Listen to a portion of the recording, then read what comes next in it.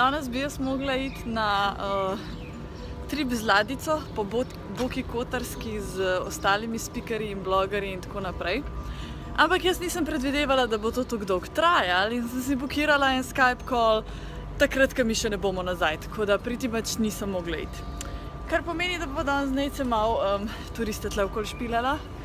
In zdaj greva iskat eno restauracijo, ko so lokalci rekli, da je ful dobra in da so najboljši čevapi in pleskavice in te zadeve. Tako da greva preveriti, če je to dejansko res. Malo imava tudi probleme z uploadanjem videov, zato bodo vsi verjetno prišli tako z dvozdnevno zamudo. In danes so naju skoraj iz hotela ven vrgli, ampak so organizatorji od Spark Mija ful hitro zrihtali zadevo, tako da sploh ni bilo panike, tako da je bil čist zakon.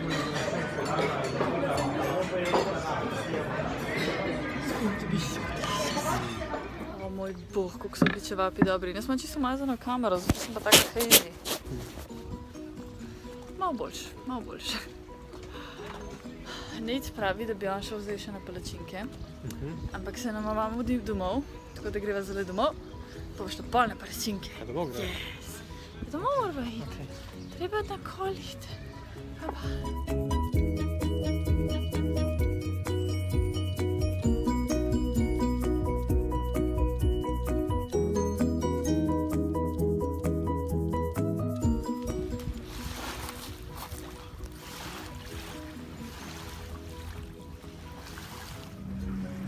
Vzela Eurokrem, višnje in lešniki.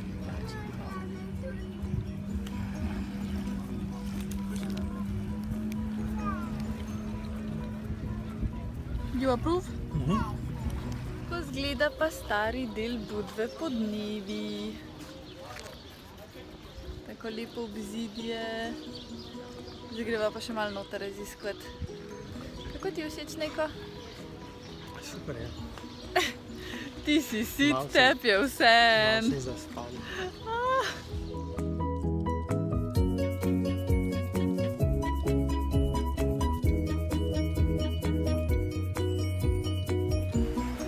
Zdaj smo v starem delu mesta in sva se vse tam čez sprehodila od tam vzadij, kjer smo pa mi doma.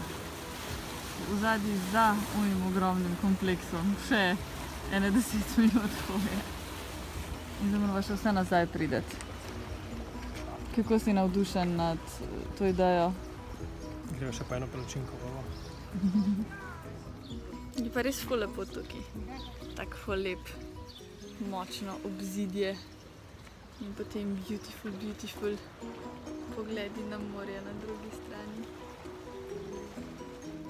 Malo naju nogice bolijo od vse te hoje, tako da je tukaj zdaj chillava na tem boardwalku.